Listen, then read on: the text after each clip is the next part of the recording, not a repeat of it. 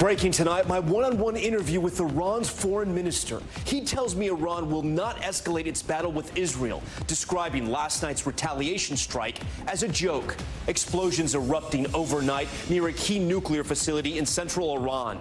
Sources telling NBC News Israel fired 3 ballistic missiles targeting an Iranian airbase in response to that massive drone and missile attack by Iran last weekend.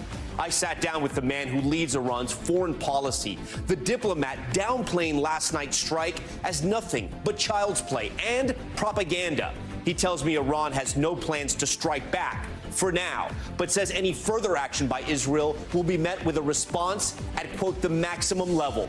Another big question, how does the U.S. play in all of this? The White House mostly silent today about this latest strike, but Secretary of State Antony Blinken says the U.S. was not involved in any offensive operations. This as pressure mounts on Biden to do more for the Palestinians in Gaza as the war there rages on and widespread famine worsens. Also tonight, a man setting himself on fire outside the New York courthouse where Trump's hush money trial was taking place. The horrifying scene just moments after 6 alternate jurors were selected, completing that jury. What Trump told reporters about his plans to testify.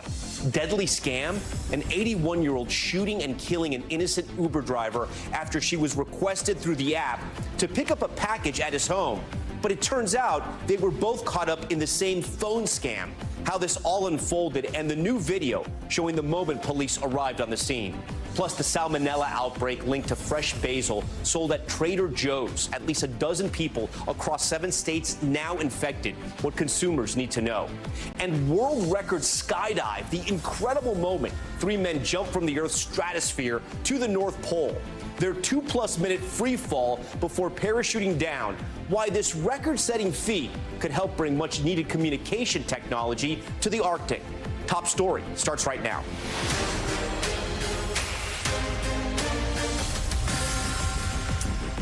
And good evening. We are coming on the air with breaking news. In an interview that I just wrapped moments ago, the Iranian foreign minister telling me Iran won't strike back after Israel's apparent retaliatory strike last night. It was his first interview since Israel's air assault. The foreign minister refusing to confirm Israel was behind that attack, downplaying it, even likening the strike to toys children play with. I asked him point blank if Iran might attack in the future. He responded that if there was any escalation by Israel, their attack would be immediate and, quote, at maximum levels. This interview coming just hours after Israel struck Iran. NBC News learning Israel fired 3 ballistic missiles, all of which were shot down. The strike targeting Isfahan, just 200 miles south of the capital of Tehran, home to a large military air base and nuclear site.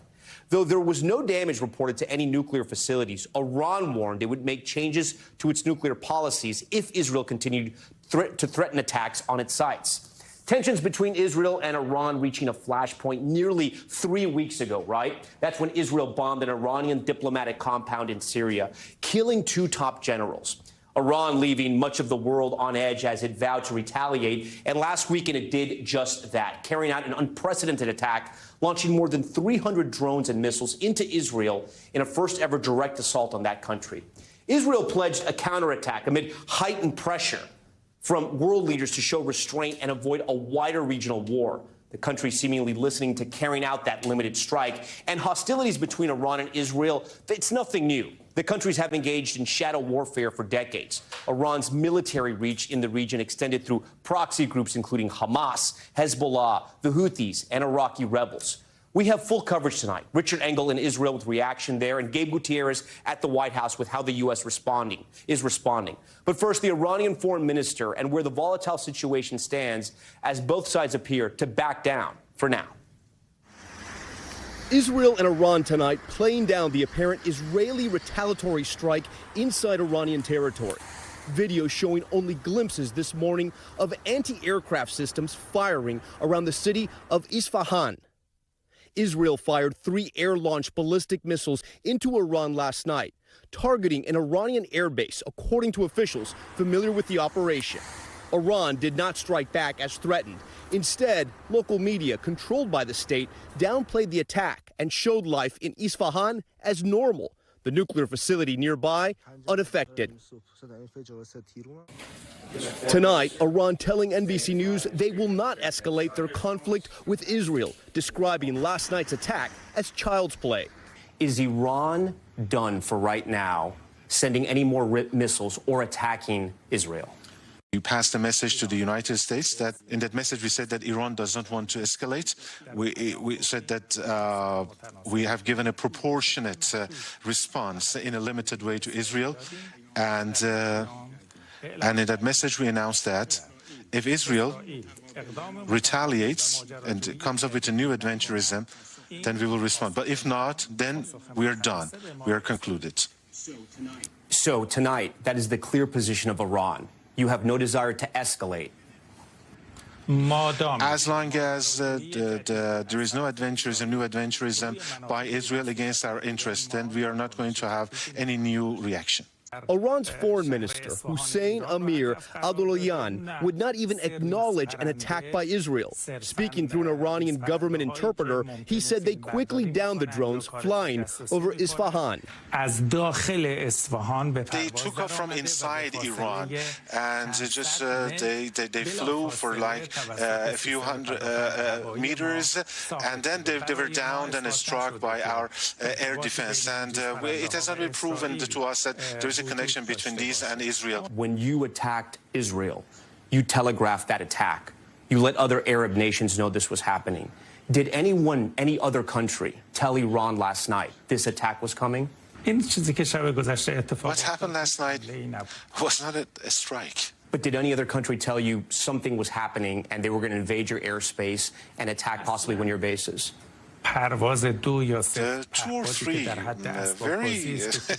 they're like more like toys that our children play with, not drones. It was not worth telling us before it happened. In your opinion, that was not an attack by Israel last night, even though we've seen explosions on video?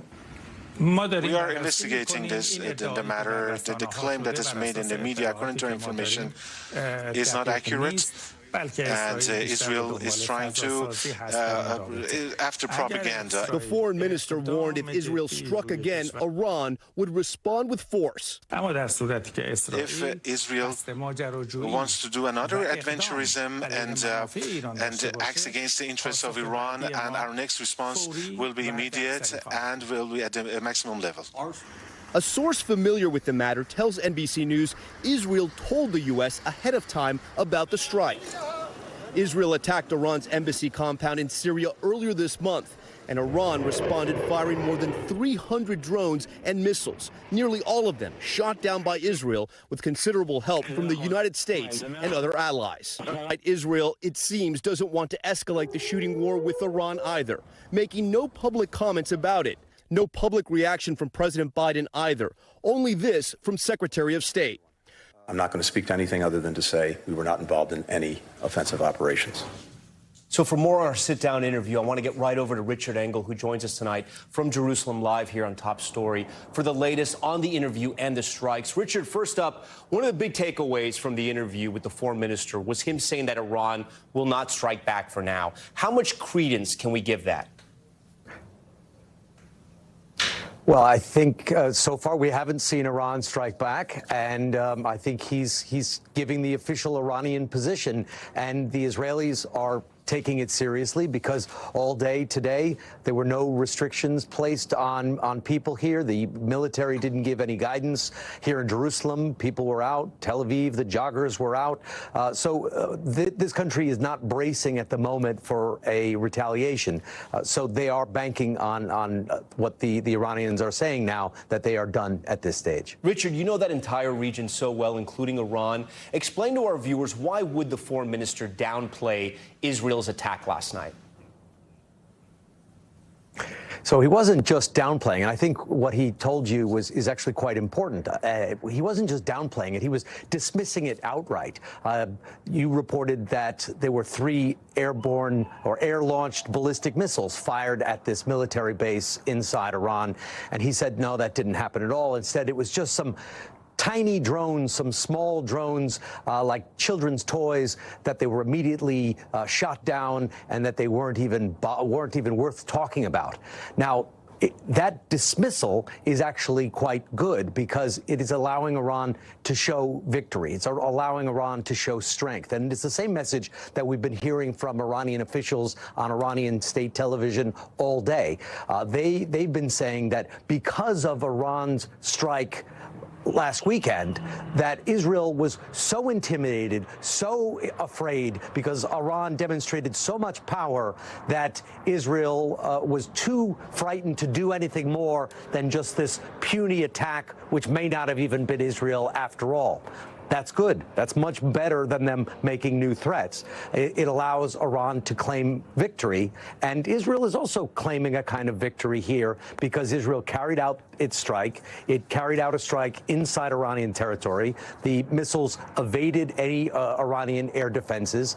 So Israel is able to show that it can attack Iranian territory when and how it pleases. And when you have both sides able to claim victory, you can pull back from a crisis. And Rich, I think you answered the next question here, which was it wasn't just being dismissive. Yeah, and I think you answered the next question I had for you, which is why Israel had such a limited response. Essentially, they did send a message, but they didn't go overboard. They didn't cross a red line with Iran. There were 3 attacks, and you outlined them in your story here. And you have to remember all 3, that there weren't just 2. So first, on April 1st, there was the attack by Israel against the Iranian embassy compound in Damascus, and that was a deadly attack. At least 12 people were killed. That's what started this particular crisis we're in, the direct combat between Iran and Israel. Iran said that Israel crossed a red line with that attack. Iran vowed to respond, and Iran did respond, firing more than 300 missiles and drones, and we saw them lighting up the skies over Jerusalem as the air defenses were activated, and nearly all of those, 99% of those drones and missiles were shot down. That's when President Biden said to Israel, take the win, leave it there. You carried out your attack. Iran responded. Iran's response was thwarted. Israeli Prime Minister Netanyahu didn't accept that. His war cabinet met, and Israel wanted to get one more attack in, last licks, so that it could show deterrence. And that's what we saw last night. It was a limited attack. Israel said it was trying to calibrate its response so it wouldn't trigger a regional war. And now both sides are saying that they're done and are trying to walk away, with Iran saying that its attack, the middle attack, the one that lit up the skies here, was so powerful that it intimidated Israel, and Israel not talking about it at all, but allowing people to live their lives, clearly trying to move on from this crisis, at least for now. Richard Engel for us live from Jerusalem. Richard, we always love your analysis and your reporting from there. For more on the response from the White House to Israel's military strikes against Iran, let's bring in NBC News senior White House correspondent Gabe Gutierrez. Gabe, you just heard me and Richard speaking about President Biden there. The White House, though, tonight, they've been tight-lipped on the response to the strikes last night. What are your sources saying about their take on what happened between Israel and Iran last night? Well, Tom, this has been a truly remarkable day here at the White House. Remarkable not for what was said, but what wasn't.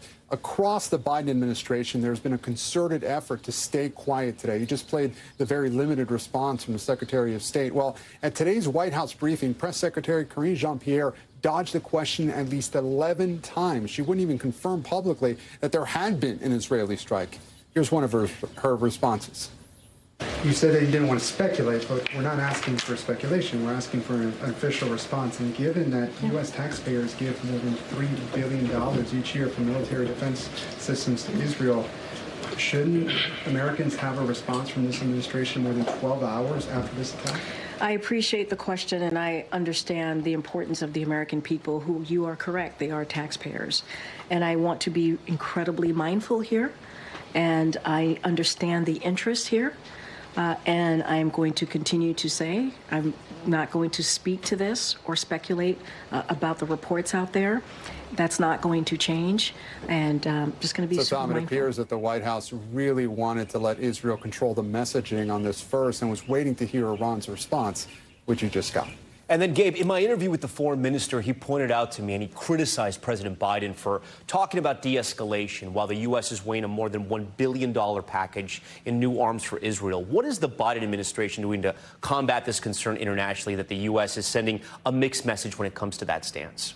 Well, Tom, you're right. At this point, the White House's priority is de-escalation, it says. And G7 leaders today in Italy, including the U.S., warned of new sanctions against Iran for its drone and missile attack on Israel last weekend. And that comes after the U.S. yesterday slapped sanctions on 16 people and 2 entities associated with Iran's drone program. As far as the White House is concerned, Tom, there is no mixed messaging, at least according to them. They're standing by Israel publicly, but behind the scenes, they are urging restraint. It'll be very interesting to see whether we hear from the president over the weekend now that Iran's foreign minister has basically dismissed the strike as child's play, which could be considered a positive development. Tom. We're going to have to wait and see. All right, Gabe, we always appreciate your reporting from the White House. For more on the fallout from these Israeli strikes, let's bring in 3 people who know this region very well. Hagar Chamali, former National Security Council Director for Syria and Lebanon during the Obama administration, and the host of Oh My World podcast. Vali Nasser, a former senior advisor to the Obama administration, and retired 4-star General Barry McCaffrey, who served as a Gulf War division commander and is now an NBC News military analyst. We thank you all for being here. And I'm going to start with Barry McCaffrey tonight because he's the man who's been in these situations day in, day out during combat. Barry, General, I have to ask you, do you take Iran for its word? Do you believe what the foreign minister told me, that they're not going to escalate anymore unless Israel strikes again? Well, that was a fascinating and important interview. We were waiting to see if the foreign minister would walk back his comments of yesterday, essentially saying that any Israeli strike would be met by maximum response. He didn't walk back his comments. He just didn't take them into account. So it's a very positive outcome. The Israelis were able to make a modest statement of that they could penetrate at will Iranian airspace. They chose a target that was appropriate. It wasn't the nuclear plant, but it was close by. So I think we escaped a regional war by the skin of our teeth. At the end of the day, though, we got to recognize that there's a new norm here. The Iranians, with 3,000 some odd ballistic missiles, have an immense capacity to attack Israel.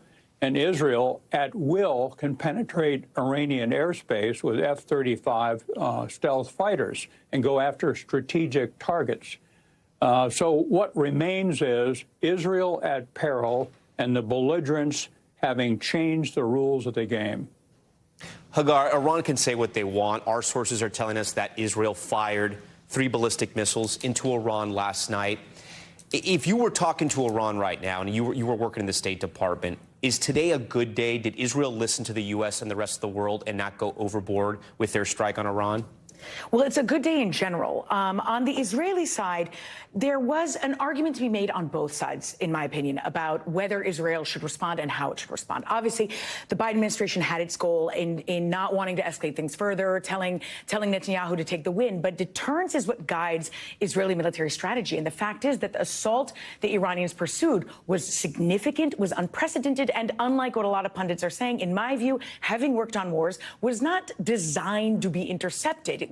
It was massive. And Israel feels that it cannot not respond because dictatorships like Iran, Syria, they do the same thing. They're trying to push the red line. They're trying to see where is that red line. So Israel feels it needs to respond. So the fact that Israel responded in such a restrained way, and by the way, relatively proportionate to the damage they had, that's the damage they caused, it seems, in Iran. And so that proportionate, that way, that is interesting and that is good news in general. But Iran's response in particular, I do think is what makes it good news because it's very clear Iran is very quick to blame Israel. And this time they weren't. And it's because they're sending a message of, we don't want a full-scale war. We wanted the last word. You got the last word. But maybe we should walk things back now. Vali, I want to play you an exchange from my conversation with the Iranian foreign minister about the possibility of the release of those hostages still being held in Gaza. Because, again, this all started with that attack by Hamas and the war now in Gaza. Let's take a listen. Will you call on Hamas to release all civilians that they've taken hostage? We have been in contact with the Hamas since some time ago, about 3 weeks ago. Mr. Ismail Haniyeh, the political leader of Hamas, was in Tehran. He had very high-level discussions. They are ready to go ahead with the release of the prisoners within the format of a humanitarian and political package encompassing everything. I think now is a good time. There is a good chance for this, and the Secretary General of the United Nations can become more active and to come up with a package of a deal within which one of the components is the release of prisoners. So, Vali, how truthful do you think he's being about this actually being a possibility? No, I think it is a serious possibility. A deal is on the table. They're not too far from it. And I think what he was basically saying to you is that he's not going to be negotiating for Hamas, that they're going to do their own negotiation. But if they arrive at an agreement via the Qataris and the Egyptians, that Iran would support that agreement. You know, General McCaffrey, I think the world did learn something in this exchange, right? They did learn that Iran has a ton of weapons, and they have those ballistic missiles that I was reading can get to Israel within 15 minutes. Granted, a lot of their strikes were drones and they were cruise missiles as well, but those ballistic missiles can cause some serious damage. And in some ways, it was a wake-up call to the world, wasn't it? Oh, no question. Look, those ballistic missiles, more than 120 with a flight time, as you mentioned, of 12 to 15 minutes, would do horrendous damage to targets when they get through. One of the craters I watched, it must have been 20 feet across and 20 feet deep. So this attack was massive and designed to wreck the F-35 stealth fighter fleet out in the Negev desert and to attack military targets and cause catastrophic losses. The power of the defense surprises most of us. Now, the U.S. Navy and U.S. air power were part of it. The Jordanians assisted. Allegedly, the Saudis did also, UK, France. But the defense was a 1 in a million odds that no one except one poor young girl would be injured. So the Israelis are on notice now. More importantly, to the north, the Hezbollah threat is just enormous. 150,000 rockets and missiles, maybe 100,000 or more fighters. If Iran triggers Hezbollah in the north, Israel will be in a fight for their existence. And also, Hamas remains essentially in control of Gaza. 60% of the infrastructure has been wrecked or damaged. There's massive loss of civilian life. We got to figure out what happens when the shooting stops. Hagar, does this give any momentum to a ceasefire, to a hostage swap? Could that happen now that tensions have sort of calmed in Israel and Iran? I believe it does, because while it might have been on hold for a little bit when you had the strike against the consulate building in Damascus, when you had the Iranian assault in response, it's significant, and it put a lot of people in an alarmist mode. I am not an alarmist. I have worked on the Middle East for years. There is a lot that I feel doesn't escalate to a concerning level. And when I saw the Iranian assault against Israel, I thought it was extremely concerning, because Israel could respond in a way that could escalate things further, and they are surrounded by enemies. And so when you are walking back from the brink like that, it makes things very real. And I do think those talks continue anyway, and I do believe that there's renewed pressure to really get to some kind of deal. Vali, how does this all play out in Iran? As I pointed out to the foreign minister, it's the 45th anniversary of the Islamic Revolution there. In that time, the Iranian people now say they are not happy with the government. They're not happy with the economy there. The UN has cited Iran over and over again for human rights abuses. What happens in Iran now after this? Does it have any effect on how Iran moves forward in the future? No, I think this issue is not relevant to the domestic politics of Iran. And many Iranians also are looking at this the way any population in a situation of war does. I think, Iranians are actually feeling fairly good, the government and the people, because the issue is not how many missiles got through. I think both Iran and Israel established the fact that they're willing to hit. I think that was the most important message, that is the will to actually act. I think what General McCaffrey said, you have to also consider that the Iranians are saying that the missiles that were used against Israel were ones that had been deployed about a decade ago into their fleet. These are not even their most advanced missiles, and that Iran could be much more dangerous.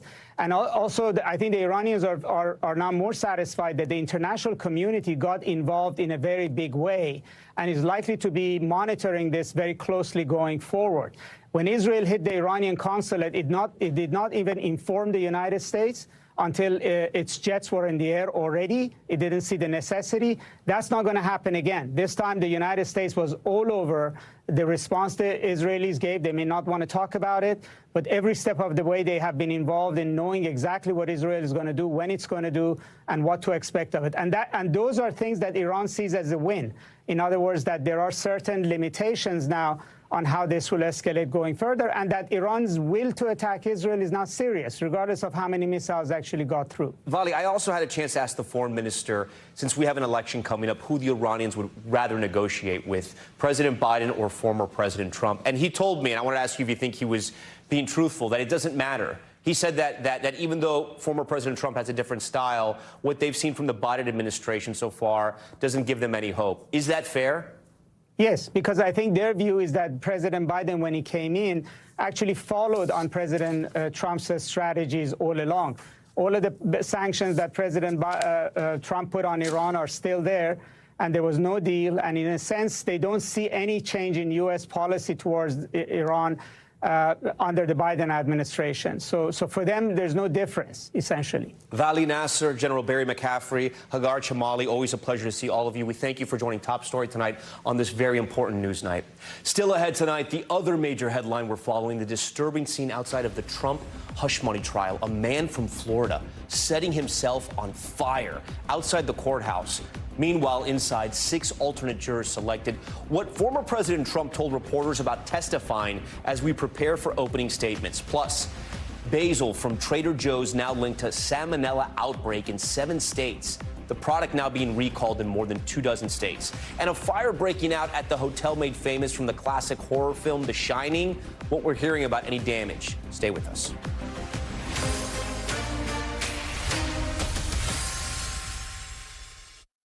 All right, we're back now with our other major headline tonight. A man setting himself on fire outside the courthouse where former President Trump is standing trial in that hush money case.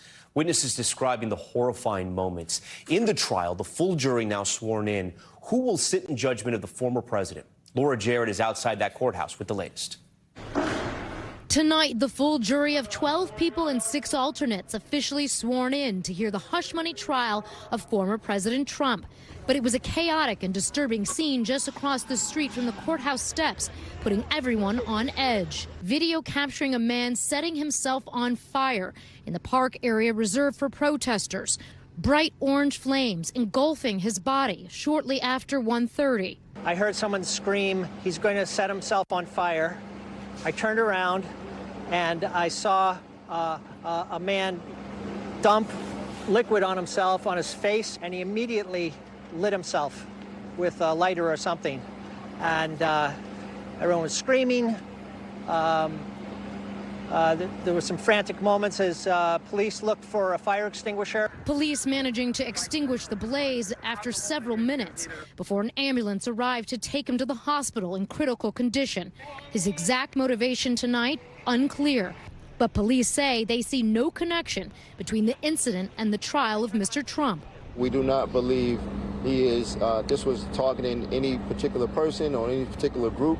We just, right now, label it as a sort of a conspiracy theorist, and we're going from there. Authorities say he threw pamphlets in the air before lighting himself on fire. The pamphlets seem to be propaganda-based, almost like a conspiracy theory type of pamphlet. Some information in regards to Ponzi schemes. While back inside, much of the day consumed with picking alternate jurors to step in the shoes of regular jurors if needed. Several prospective jurors growing emotional. One asking to be dismissed, saying she has anxiety and worried she couldn't be impartial. Another sobbing, "This is so much more stressful than I thought it would be." 2 jurors already dismissed this week, less than 2 days after being seated.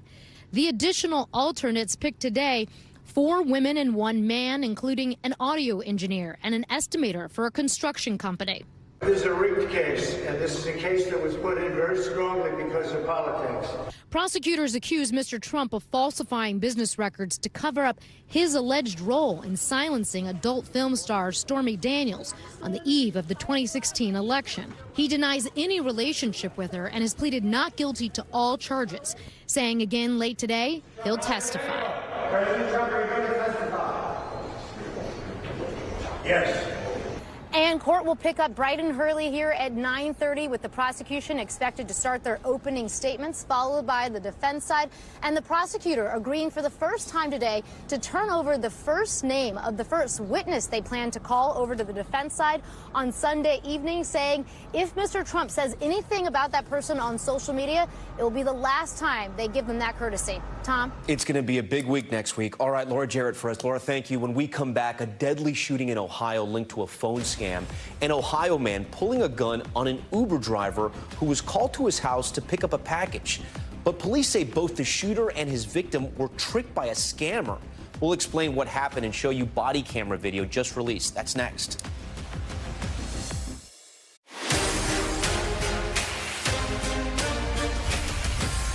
Now to Top Stories news feed, and we begin with the 5 teenagers shot during a senior skip day event in Maryland. Authorities say 500 students were gathered at the park when the gunfire erupted. The 5 male victims aged 16 to 18 were taken to the hospital. At least one is in critical condition tonight. Police saying the shooter fled with the crowd. A fire breaking out at the hotel made famous from Stanley Kubrick's The Shining. Photos show fire crews putting out flames at the Timberland Lodge in Oregon. The historic hotel served as the exterior for the Overlook Hotel in the iconic 1980 horror film. Authorities saying the fire is under control and was confined to the attic. Luckily, no one was hurt. San Francisco is suing its neighboring city, Oakland, over a proposed airport name change. Oakland announcing it would rename its airport San Francisco Bay Oakland International Airport to highlight its prime location. The airport is equally as far away from downtown San Francisco as San Francisco International Airport. Well, San Francisco alleging in the lawsuit that the new name is a trademark violation, creating unfair competition and confusing travelers. We're going to have to wait and see what happens there. And Trader Joe's recalling herbs due to a multi-state salmonella outbreak. Federal officials linked to the grocery chain's organic basil product to at least a dozen salmonella cases across 7 states. At least one person has been hospitalized. The news follows another Trader Joe's recall last month, you may remember, over salmonella concerns related to the store's cashew products. Okay, we're back now after this news feed with a disturbing story out of Ohio. An Uber driver shot and killed by an 81-year-old man in his driveway. The horrifying scene captured on the driver's dash cam. Now police releasing body cam footage of the moments they responded to the scene, saying both the shooter and the woman he shot were caught up in a phone scam. NBC Stephen Romo explains. Newly released body camera video shows officers confronting this Ohio homeowner who allegedly shot and killed an innocent Uber driver after getting caught up in a phone scam. He was after blood money. 81-year-old William Brock appearing exasperated and confused as he explained a threatening phone call he says he got earlier that day from a man demanding $12,000. It's got his name and phone number and what the ransom was. But the Clark County Sheriff's Office says that phone call was a scam, one that Uber driver Loletha Hall was unknowingly wrapped up in when she was requested through the app to pick up a package at Brock's home. Chilling video from that Uber's dash cam capturing Brock pointing a handgun at Hall as she backs away in terror. Brock told investigators he thought Hall was working with the caller demanding money from him. Investigators say Brock took Hall's phone and stopped her from leaving before shooting her 3 times, pausing and talking to her between each shot. Officers on the scene calling that scam phone number back. May I ask who I'm talking to? Yes, this is the officer speaking. Okay, what officer? Yes. No, I need to know what officer, sir. You're going to be in trouble. Brock was arrested 2 weeks after the March 25th shooting and has pleaded not guilty to felony murder. NBC News attempts to reach Brock or an attorney were unsuccessful. Uber releasing a statement saying, in part, "This is a horrific tragedy, and our hearts continue to be with Loletha's loved ones as they grieve. We have been in contact with law enforcement and remain committed to supporting their investigation." Adding the account used to request Hall has been banned. Tonight, Hall being remembered as a loving sister, mother, and friend. All right, Stephen Romo joins us now in studio. Stephen, this story is just, it is so sad on every front. We know the shooter, who was elderly, was arrested. What about the person behind the phone scam? Yeah, a lot of people want to know about that person who sort of started all of this. The scammers have not been publicly identified, and no arrests have been announced on that front whatsoever for the scam. The FBI is saying that they are aware of this happening, but they're not able to say per policy whether or not they're involved in the investigation. But Clark County, Ohio, the sheriff's office there does have something on their website warning residents that this is going on, that there are phone scams going on in the area. Of course, this is not likely what the scammers were intended to happen, but definitely people want them caught. We report on phone scams all the time. I've never seen one escalate like this one did. It's terrible. All right, Stephen, we thank you. When we come back, the record-setting skydive. Look at this. 3 men jumping from the Earth's stratosphere to the North Pole. Why this incredible feat wasn't just for the cool video, but could actually also help advance communication with the Arctic. We'll explain. All right, we're back now. We want to head overseas to India, where the world's largest ever general election is underway. Nearly 1 billion people expected to head to the polls over the next 6 weeks as Prime Minister Modi seeks a third term, with fears a massive heat wave could create dangerous conditions for voters waiting hours in line. Janice Mackey-Frayer has this one. In this consequential year for elections around the world, few can rival what's underway in India. Nearly 1 billion registered voters, 470 million of them women. Electronic voting from the highest peaks to the most remote corners of the country. The scale of it all so huge, voting is a marathon spread over 6 weeks. Narendra Modi is seeking a rare third consecutive term as prime minister, and he's widely expected to get an easy win. His right-wing BJP is looking for an outright majority. India's rising global stature, backed by its economy, is routinely hailed as one of Modi's key achievements, with companies like Apple and Samsung shifting manufacturing there away from China. Modi wants India to host the Olympics and land an astronaut on the moon. India will be... In an interview last year, the former chief election commissioner told me there is a belief this is India's century. The fact that India has developed and economically, and its size, its population has become an asset rather than a liability. The century belongs to India. Yet critics of Modi and the BJP accuse them of misusing tools of the state to go after or even jail opponents, allegations the government denies. For Indian voters, the issues run wide and deep, from inadequate housing and poor nutrition to women's rights and a chronic shortage of jobs for young people. Half the country is under the age of 25. What worries you? What worries me is if we don't take advantage of this window of opportunity and create jobs for our young people, educate them, empower them, and then we have a jobless growth. And India cannot afford that. The cost of this election and its monumental campaign events could top an estimated $16 billion. A lot of spending has gone into video ads and the use of AI to spread messaging. Disinformation is now so rife, X announced it will block posts in India involving political speech to comply with a government order. The outcome of India's election will have a global impact as countries like the U.S. look for closer ties as a counterbalance to China. Already, Indian political opponents are complaining the process isn't fair. The results, however predictable, will be declared on June 4th. And the world will be watching. All right, Janice Mackey-Frayer for us. Now to top stories, global watch, and the terrifying scene outside of the Iranian consulate in Paris. Authorities say a man threatened to blow up the embassy armed with what appeared to be a grenade and explosive vest. That according to officials. They were both replicas, though, and no real explosives were found. The man, who authorities say was born in Iran in the 1960s, was taken into custody. Dozens of people hurt after a ferry crash at a popular port in Italy. The ferry, packed with tourists, was returning from the island of Capri when it crashed into a quarry at the Naples port. Nearly 30 people were hurt, but they are all expected to be okay. Officials say workers were trying to secure the vessel on the dock amid high winds when that crash occurred. And a world record skydive caught on camera. Take a look at this. Incredible footage from a GoPro cam capturing 3 Russian daredevils parachuting from the Earth's stratosphere to the North Pole. They jumped from about 34,000 feet, spending 2.5 minutes in a free fall before opening those chutes. Despite wearing heated gear, they did suffer frostbite, but are okay. Now, why they did this? Well, they set a world record. They also tested a prototype for a communication system that could be used in the Arctic.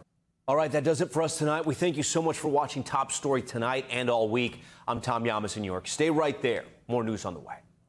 Thanks for watching. Stay updated about breaking news and top stories on the NBC News app or follow us on social media.